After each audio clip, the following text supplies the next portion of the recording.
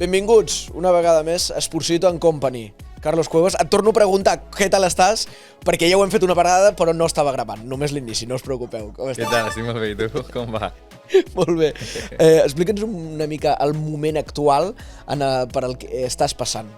Després anirem al passat i als inicis i de tot, però ara el moment. Personalment, laboralment, a què et refereixes? A tot el que tu em vulguis explicar. Bé, doncs estic en un molt bon moment. Ara mateix estic estudiant perquè començo 2 projectes ara el mes que ve i estic com ja en procés d'estudi d'assajos perquè aquest any faig una pel·lícula i faig teatre i estic en un molt bon moment vital. Faig 28 anys d'aquí 2 setmanes, em noto com amb moltes ganes de moltes coses noves però també havent après moltes i em noto com entrant en una etapa una mica més madura de mi mateix. O sigui, estic en un moment premium.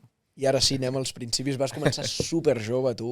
Sí. Amb molt curta edat ja vas fer, Sí. si no m'equivoco, vas començar en publicitat, pot ser? Sí, vaig començar fent publi, vaig fer una pel·li molt petitet, després vaig entrar al Vent del Pla, que era aquesta sèrie mítica de TV3 que va durar molts anys, i ja, fins ara, la veritat és que ho he anat enllaçant una mica tot sempre. Com va ser aquells inicis de sent tan jove, entres en una sèrie que és tan popular des del principi, no? Jo diria que l'èxit arriba... Sí, sí. Com és per tu? Bueno, doncs jo no entenia que allò era una professió. Jo per mi era un joc un extraescolar molt divertit. Jo feia futbol, feia teatre i rodava una sèrie. I aleshores vaig aprendre molt de gent molt bona que amb els anys miro enrere i dic, uau, és que em van fotre al costat els millors que n'hi havia. I llavors al seu costat i jo passant-m'ho molt bé vaig entendre que allò era un ofici que m'hi volia dedicar. I fins ara. Però vaig tenir un privilegi molt gros que era estar rodejat dels millors profes que existien en una edat on jo també era una esponja i vaig aprendre molt més del que després hauria pogut aprendre més endavant. Per tu allò va ser una mica l'educació, no? L'ensenyament... La teva escola va ser, en gran part, va ser això, suposo. Totalment. Escola interpretativa i escola personal, també, perquè a diferència dels meus companys de classe, de la meva germana, de molts nens de la meva edat, jo convivia amb adults, i convivia amb adults de diferents nuclis familiars, de diferents cases, de diferents procedències. Els nens normalment es relacionen amb nens i amb els seus profes i prou, d'una manera molt limitada. Llavors jo tenia moltes hores i moltes converses i moltes estones juntes amb gent molt gran. Llavors crec que també això em va fer despertar molt jove i tenir referents molt diversos als que tenia a casa. Vindrà a la festa major? No, no crec. Per? Doncs perquè últimament discutíem molt.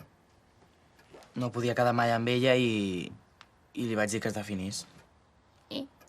Doncs que es va definir.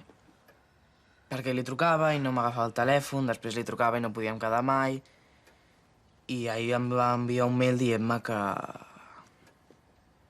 Bé, és igual. Em sap greu que ho hagueu deixat. Sí, però ara estem lliures tots dos. Que si te m'estàs insinuant... Que no, burra. En parles superpositivament de tal... Alguna cosa dolenta havia de tenir, també. De treballar de petit? Sí. No, tio.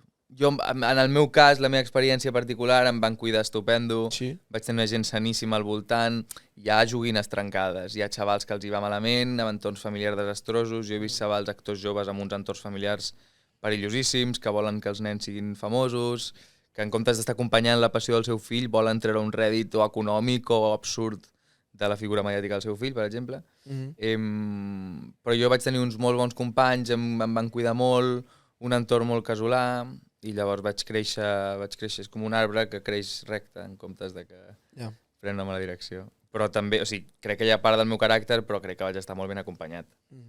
De tot el que has fet en la teva vida professional des de tan petit, què diries que és el que ara, veient-ho, el producte ja final, què és el que li tens més carinyo? Hòstia, és difícil. Jo crec que les primeres vegades de moltes coses. La primera vegada que vaig fer teatre, per exemple, que vaig fer una obra de teatre preciosa amb la Clara Segura, que érem ella i jo i una altra actriu que es diu Montse Bellvei, era la història d'un alumne i d'una professora, que era una història molt bonica. També, per exemple, a nivell audiovisual, Merlí va ser un abans i un després, perquè era la primera vegada que tornava a TV3 ja d'adult una mica, bueno, d'adolescent, amb 19 anys, però vull dir, ja no era el nen del Vent del Pla, sinó que era un xaval que ja volia ser actor, que feia una aposta per l'ofici, però em quedo amb moltes altres coses. Vull dir que hi ha un record molt romàntic i molt nostàlgic de les primeres vegades perquè són importants per a un mateix, però que la carrera és com si escrius un llibre que és important al principi, és important al final, però l'important és el del mig, també, no? Perquè si no, no el segueixes llegint, no? Jo, al Merlí, sóc el Pol Rubio, que és un noi que ha repetit 2 vegades i és un noi conflictiu, és un noi amb un ambient familiar complicat. I vull que la filosofia us faci trempar. El Marc ve cada dia trempat de casa. És una mica el rebel de la classe, no li agrada reprimir-se els seus comentaris, les seves maneres no sempre són les millors, i l'arribada del Merlí com a professor ajudarà molt al Pol a humanitzar-se i a ficar una mica de peus a terra. Amb papers tan grans com has fet, amb Merlí, que han tingut aquest èxit, de fet és l'èxit més gran, no? Jo diria. Sí, sense cap mena de dubte. I no has tingut mai por de que t'encasillessin? Perquè no ha passat, però la por imagino que... Sí que hi ha, però perquè m'he encarregat de que no passés. Perquè en aquesta indústria nostra passa una cosa que quan fas bé una cosa, o quan una cosa va bé, te l'ofereixen 10 vegades. Ja. I a mi m'han ofert, després de Merlí, m'han ofert 10 sèries d'institut. 10 o 12. D'universitats, història d'amor a una universitat, una pel·li en una escola, un drama en un institut, i llavors no m'han encasillat perquè jo m'he encarregat de dir que no a tota la resta de coses que m'han ofert.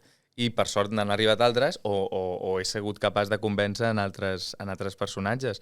Però jo les meves decisions moltes vegades són per treure'm del lloc o d'on vinc. Hòstia, que raro ara el Carlos que està fent això. O, hòstia, no m'hi esperava que fes això. Dic, ja, però és que no vull fer seguint el mateix perquè si no...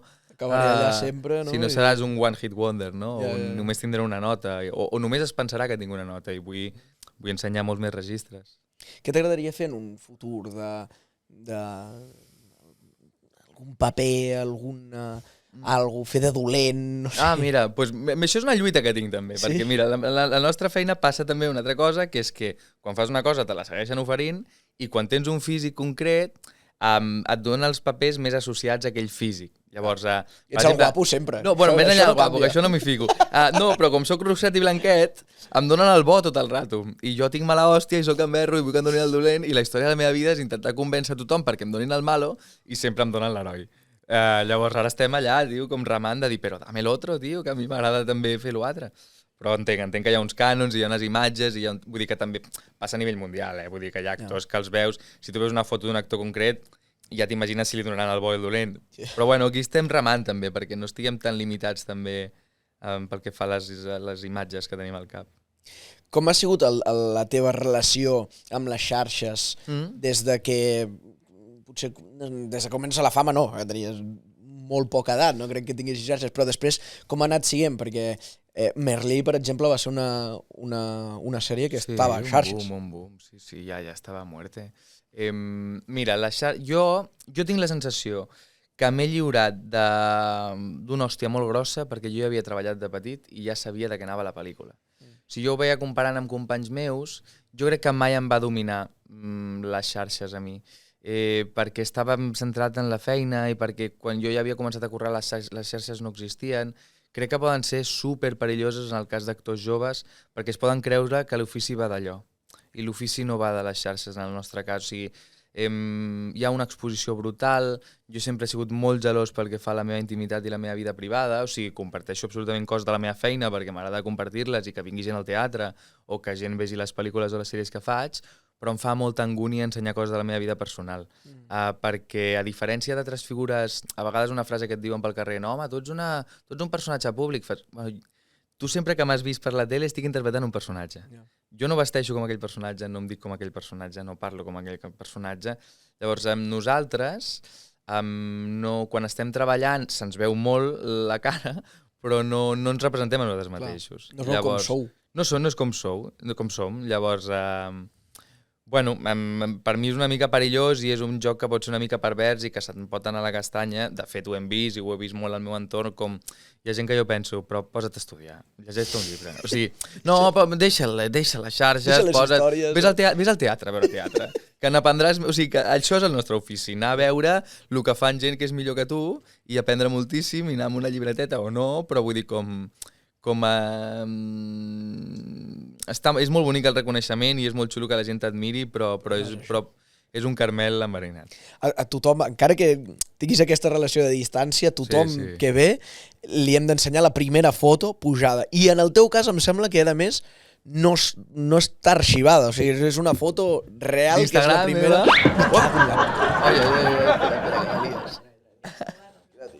2012. És que fa molts anys Instagram. Hòstia, mira, pues un viatge que vaig fer a Estats Units i vaig veure un partit de béisbol. No té gaire més, no. És que una anècdota bona que em vaig... O sigui, jo vaig poder liar-la molt gros. Jo quan va néixer Instagram em pensava que Instagram era una pàgina... És una aplicació per retocar fotos. Només per retocar-les. Clar, que jo no sabia que es penjaven. I llavors vaig pensar, podria haver-la liat molt gros retocant alguna cosa que no es podia publicar, però com era un ninyato i era bastant innocent, ho vaig fer bastant bé. I ni amb Instagram, ni Twitter, ni...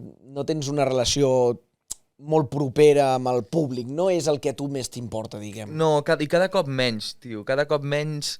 Twitter em sembla que està esdevenint un lloc molt perillós, on l'insult està a la primera pedra, o sigui, la primera reacció, un lloc molt violent, un lloc on tothom vol tenir la raó, un lloc on tothom vol fer la broma més àcida per tenir més... Hòstia, em sembla un lloc molt competitiu. Cada cop escric menys i ja fa molt rato que ja no opino de res, sinó que comparteixo pel·lis que m'agraden, comparteixo obres de teatre que m'agraden o llibres que m'agraden i ja està, i penjo la foto del llibre i xau. I miro molt, sí que miro, però... I amb Instagram també, doncs una mica la mateixa cosa, però pel que fa a la vanitat. O sigui, a Instagram, en comptes de voler tenir la raó, la gent vol semblar que té la vida més luxosa o que és la persona més guapa. I també, fent-me gran, jo també he jugat a tot això. He jugat a tot això amb 20, 21, 22, 23, i ara ho miro de mi mateix i penso, ai, podríem haver-ho fet una mica millor. No estic superavergonyit, perquè crec que sempre he sigut responsable, però crec que sempre podria haver afinat una mica més. Això li passa a tothom, eh? Tothom, sí. Qualsevol que ens estigui veient, fa 5 anys el que feies a les xarxes socials, mira tu ara. Feia una miqueta de vergonya. Mira tu ara. Sí. 5 o 10 anys. Però ens hem fet gran i també és la gràcia anar afinant i representar-te tu cada vegada més. Fa poc, relacionat també una mica amb el tema de xarxes i tal, et vaig escoltar dient que et molestava bastant que et sexualitzin. Sí, bueno, et pilotes fora tot el rato. O sigui, jo vull que se'm valori per la meva feina. Ja. Ja està. Ja està. Això és tot el que puedo dir. També per no seguir fomentant o avivant un foc que a vegades em molesta. Sí, no, jo vull que se'm valori per la meva feina com es valora a qualsevol professional i faig molta feina i faig moltes pel·lis i moltes sèries i molts personatges diferents. I vols que es parli d'això. Que es parli d'això, bàsicament. Algun somni de futur, de dir, hòstia, m'agradaria fer... ja sé que t'ho he preguntat abans, lo del dolent, però, no sé, fer alguna a Amèrica, fer alguna molt gran a... Treballar en altres països m'agradaria, tio. Jo parlo italià, o sigui, fa rato que estudio italià, perquè vaig treballar a Itàlia, vaig fer una sèrie a Roma jo fa 3 o 4 anys, i vaig aprendre'l, i vaig aprendre'l de carrer. I després al tornar m'ha seguit interessant l'italià i me l'estic currant i estic estudiant. Llavors, treballar en italià, de veritat, i fins i tot que no es pensés que sóc estranger, em faria molta il·lusió. Et pots creure que em sembla que la vaig veure? Leonardo, les sèries de Leonardo. Quan vaig veure tu dic, no m'encaixa de res, no en tenia absolutament res. Hi ha una cosa molt friki, va ser una sèrie molt grossa amb actors que venien del Senyor de los Anillos i de llocs molt grossos, i vaig estar 9 mesos a Roma i vaig aprendre italià. I després, un dels meus projectes o dels meus somnis, com si diguéssim, jo tinc ganes de... O sigui, jo sóc un actor... O sigui, hi ha actors que són molt intèrprets, o sigui, que només són intèrprets, i hi ha actors que són molt creatius o que són molt propositius o que són... I jo, si haguéssim de diferenciar, crec que estic més en el segon sac que el primer. Llavors, tinc moltes ganes de fer coses i tinc ganes d'aixecar els meus propis projectes. Això és el que a mi em vindria més de gust en els propers 10 anys. O sigui, jo vull seguir sent actor, però si em dius què t'agradaria fer? Aixecar els meus propis projectes i produir les meves sèries i pel·lis i fins i tot dirigir-les, perquè després d'explicar les històries dels altres durant molts anys em comença a venir de gust explicar de tant en tant les coses a la meva manera o tenir més capacitat de decisió, perquè com a actors, a mi a vegades em diuen hòstia, no m'ha agradat aquesta última pel·lícula que has fet, i dic, bueno, no l'he escrit jo, no l'he rodat jo, no he escollit jo la roda, o sigui, posat la cara, l'he interpretat jo faig la meva parcel·leta, que és molt petita, vull dir que dominem molt poc de l'artefacte. No escollim la música, no escollim la resta d'actors, llavors com a productor, com a director, tens molta més capacitat de dir m'agradaria aquests actors, m'agradaria aquesta música, m'agradaria aquesta història fer-la una mica més així, llavors m'agradaria com fer una mica el salt durant els propers anys. Però crec que és difícil trobar algú que hagi papat més i s'hagi empapat més de sèries, de pel·lis... moltes hores de set de rodatge, sí. Carlos Cuevas, moltes gràcies per haver A tu, vingut. ets Et majíssim. desitjo el millor. Moltes gràcies a tots els que hagueu vist aquesta entrevista. Espero que us hagi encantat. Us podeu deixar tant per comentaris per aquí com a totes les plataformes on surt aquesta entrevista què us ha semblat. I, sobretot, Carlos Cuevas, moltes gràcies.